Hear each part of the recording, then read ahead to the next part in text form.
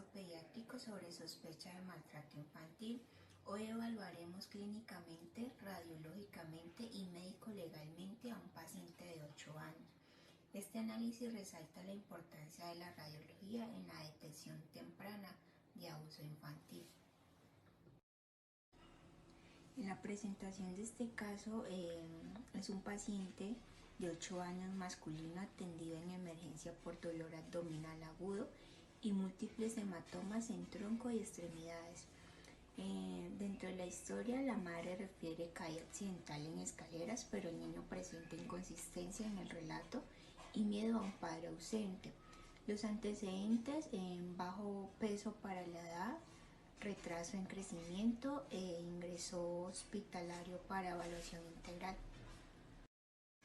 Dentro de los hallazgos clínicos encontramos múltiples hematomas en diferentes etapas de evolución, ya viejos y recientes, en dorso, abdomen y muslo, abrasiones lineales subjetivas de golpes con algún objeto, desnutrición moderada, con signos de negligencia, niño retraído, evita el contacto visual y llora al mencionar al tutor.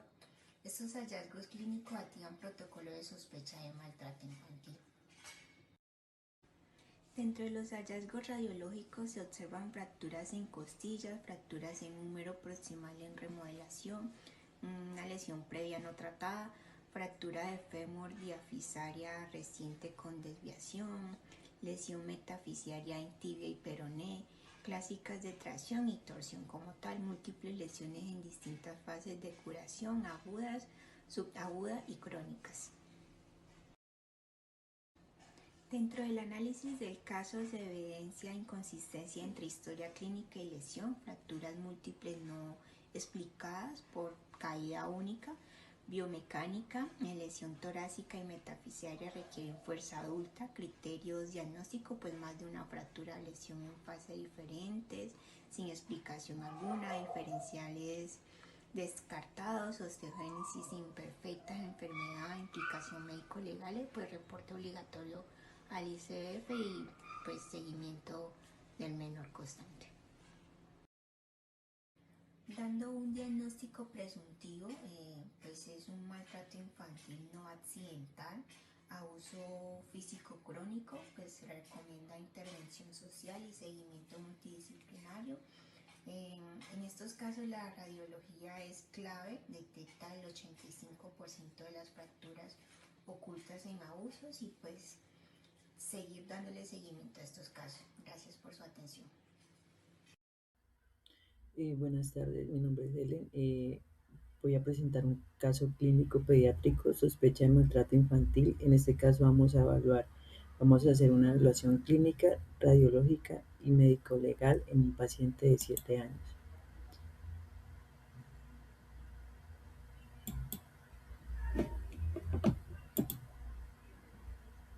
El maltrato y abuso infantil es una de las acciones que se presenta cuando llegan a urgencia casos de menores de edad con fracturas. Con la radiología lo que podemos lograr es que por los hallazgos, por sus características y localización, se generen altas sospechas clínicas de maltrato infantil. Es fundamental reconocer cuáles son las lesiones que son posibles indicadores de violencia física, ya que su identificación temprana es muy importante para así garantizar la seguridad del menor, iniciar el tratamiento médico adecuado y activar los protocolos. Vamos a hablar de un paciente de sexo masculino de 7 años. Es ingresado al servicio de urgencias con dolor agudo en la pierna derecha e incapacidad para apoyar el miembro inferior. Lo acompaña la madre. El padre permanece en la sala de espera. La madre dice que el menor se resbaló y cayó durante un partido de baloncesto en el parque. Sin embargo, la forma en la que el padre relata la escena cambia sutilmente cada vez que repite la historia. El niño evita el contacto visual con su padre. Las enfermeras notan que cada vez que hay movimientos bruscos, el niño sobresalta. Durante el examen realizado se observó que el niño de 7 años, con un peso de 20 kilogramos y una talla de 1,27 centímetros, el cual ingresó a urgencias consciente y orientado, pero presenta algunos hematomas en el lugar de la fractura y también en otras partes del cuerpo. En la radiografía se puede observar que hay una fractura de tibia tipo Salter-Harris 2. Esta fractura sigue un trayecto que comienza en la placa metafisiaria en la zona de crecimiento activo y se desvía hacia la metafisis, dejando intacta la epífisis. Como la fisis, que es la placa de crecimiento, está comprometida en la fractura, esta lesión puede alterar el crecimiento longitudinal del hueso. Analizando el caso, se determina que la fractura Salter-Harris II de tibia proximal en un paciente presenta incongruencia mecánica porque una caída durante un partido de baloncesto no genera la dirección ni la magnitud de fuerza necesaria para producir esta lesión en un niño de 7 años. Por eso se llega a la conclusión que el mecanismo más probable implica torsión forzada del miembro inferior con el pie fijo al suelo, consiste con sujeción violenta por parte de un adulto. El maltrato físico por parte del padre, el cual provoca la fractura de tibia tipo Salter-Harris II, y también por los hematomas que tienen diferentes partes del cuerpo. Gracias. Buen día, mi nombre es Giancarlo Murcia y este es mi caso clínico. ¿Alguna vez has visto un lactante con una fractura de fémur y la madre te ha jurado que estaba en la cuna y empezó a llorar? Pues en pediatría hay lesiones que no mienten, aunque las palabras de los adultos que los acompañan sí lo hagan. Vamos a analizar un caso clínico ilustrativo sobre fracturas pediátricas por abuso infantil. Vamos a ponerle cara, o mejor dicho, de radiografía al dolor silencioso de un menor maltratado. Pongámonos en situación. Son las 3 de la mañana en la guardia, llega Mateo, un lactante varón de 4 meses, lo trae su madre y su padrastro. Motivo de consulta, llanto inconsolable desde ayer. Historia referida por la familia. No ha pasado nada, estaba en la cuna y a lo mejor se puso nervioso porque se le cayó el chupete. En este punto, tu pediatra radar interno ya debería estar emitiendo una pequeña alarma. ¿Por qué? Porque un bebé de 4 meses no se fractura solo. La ley de la gravedad desde una altura de 30 centímetros no explica fracturas costales. Vamos a explorarlo. Al explorar a Mateo encontramos 3 datos que convierten este caso en una sospecha fundada de maltrato infantil. El frenillo labial desgarrado. Le levantamos el labio superior y vemos un hematoma pues en el frenillo. Esto no es casualidad. Esto es un lactante que no deambula. Esta lesión es producida como por una inducción forzada de biberón o chupete para acallar el llanto. Este es sello de la violencia por frustración del cuidador. La pseudoparálisis de Parro. Mateo no mueve bien el brazo izquierdo, parece una lesión neurológica, pero no lo es. El dolor en lactantes, el dolor intenso en una extremidad se manifiesta como inmovilidad fingida. El niño protege el brazo porque le duele horriblemente, aunque no se vea hinchado por fuera. La radiografía que lo cambia todo. Aquí viene el punto crítico, le hacemos una placa de tórax, no para buscar neumonías. Encontramos fracturas costales posteriores en distintos estados de evolución. Hay fracturas antiguas como callo óseo formado y fracturas agudas, líneas finas recientes, en las costillas de atrás pegadas a la columna. El porqué científico detrás de la fractura. Porque una fractura de la parte posterior de la costilla es prácticamente un diagnóstico de certeza de maltrato. Imagina que agarras a un bebé por el tórax con las 2 manos como si fuera un acordeón y aprietas con rabia. Esa comprensión anteroposterior hace que las costillas hagan placas sobre la apófisis transversa de las vértebras. Esto no ocurre en caídas accidentales. En una caída desde un cambiador, el niño se rompe la clavícula o el cráneo. Para romperse las costillas posteriores, un adulto tiene que estrujarlo. Además, el estudio esquelético completo nos reveló otra lesión del libro. La fractura metafisaria de asa de cubo en el fémur. Esto ocurre cuando se agarra al niño por la pierna y se le da un tirón brusco con torsión. El hueso inmaduro se arranca en la zona del crecimiento. Manejo médico ilegal. Ante un caso como Mateo, el manejo no es solo poner una férula y ya. Es una emergencia social. Esto es lo que debemos hacer sí o sí. El ingreso hospitalario inmediato, aunque no necesite cirugía, no se va a ir a casa. Hay que separar al niño del posible agresor mientras se investiga. También hay que hacerle un estudio completo a fondo de ojo para descartar hemorragias por zarandeo y TAC craneal. Un niño con huesos rotos puede tener el cerebro lesionado aunque no vomite. También hay que llevar a cabo una notificación judicial. Esto no es opcional, es una obligación legal del médico. Si no lo haces, eres cómplice pasivo de la próxima paliza que reciba el niño. Para este caso, Mateo fue puesto bajo tutela de sus abuelos. Las fracturas curaron en 3 semanas. Los huesos de un lactante tienen una capacidad de regeneración asombrosa. Pero algo que sí es más difícil de curar es el daño emocional y el miedo a las manos que deberían de cuidarle.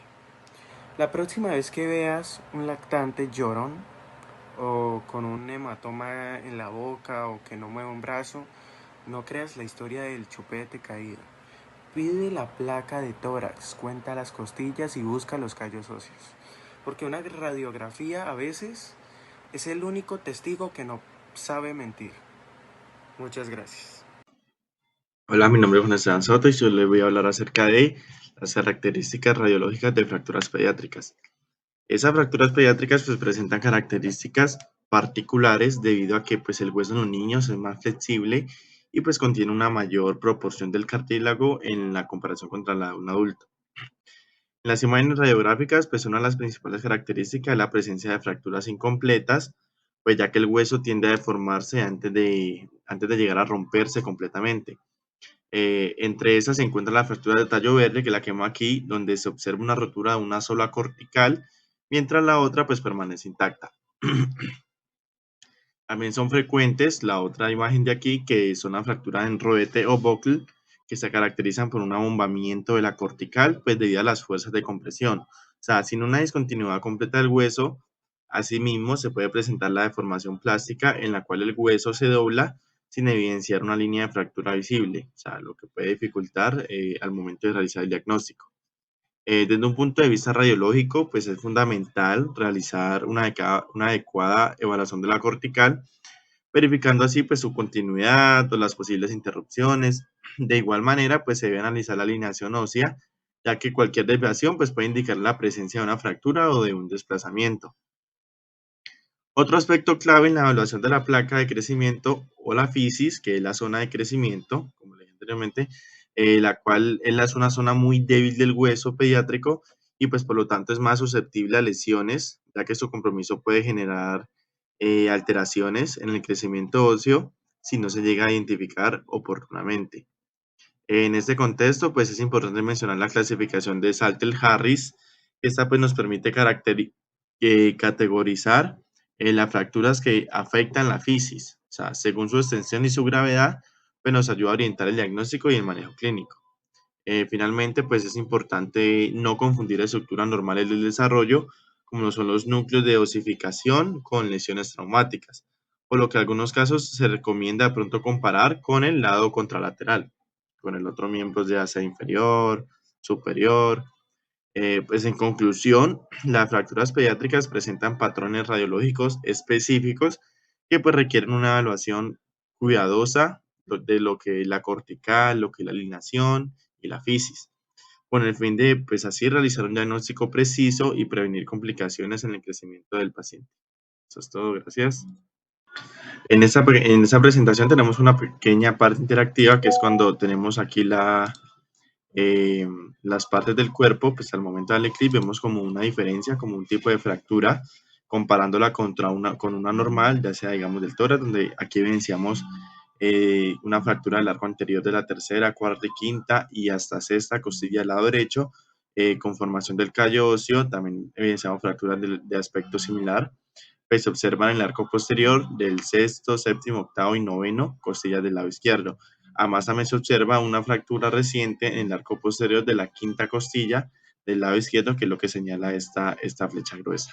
Entonces tenemos así varios ejemplos del cráneo, tenemos de la pelvis, así simplemente es como por agregar esa parte interactiva de la presentación.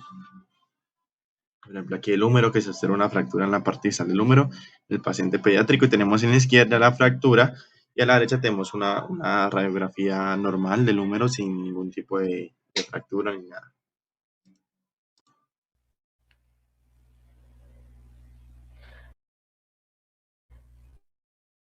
Buenas, mi nombre es Yandri. En este caso voy a hacer la explicación de abuso de indicadores infantiles y inicialmente debemos tener en cuenta como profesionales de la salud que los indicadores de abusos infantiles son para que nosotros no tengamos un error diagnóstico al momento de darnos cuenta de estas situaciones. Iniciamos porque la definición de abuso infantil no es más que no es más que la evaluación clínica integral en población pediátrica. El abuso infantil es un problema de salud pública que requiere identificación oportuna mediante indicadores como lo vienen siendo clínicos, emocionales, físicos y conductuales. Directamente, pues, en este caso tenemos lo que vendría siendo los físicos, ¿cierto? Dentro de los físicos vamos a encontrar hematomas, fracturas inexplicables, quemaduras con patrón definido y retraso en la consulta. ¿Esto por qué? Porque pues todo esto hace parte de un identificador único de abuso. Aquí voy a que si tienen quemaduras como por ejemplo muy puntuales en el caso, quemaduras como si fuesen con un cerillo, fracturas que no tienen explicación, como por ejemplo que se haya caído de una bici y demás, eh, o que en determinado caso no tenga una patología, pues son indicadores que ya nosotros debemos tener una alerta en determinado caso, como de igual manera los hematomas en distintas etapas, ya que dentro de un abuso, en cuanto al tema físico, las si hay un hematoma que no pasa a siguientes etapas como la coagulación de la zona y en determinado caso la posteridad en la que la coagulación ya no se evidencia, quiere decir que el niño está pasando posiblemente por un abuso de estos. En cuanto a los conductuales,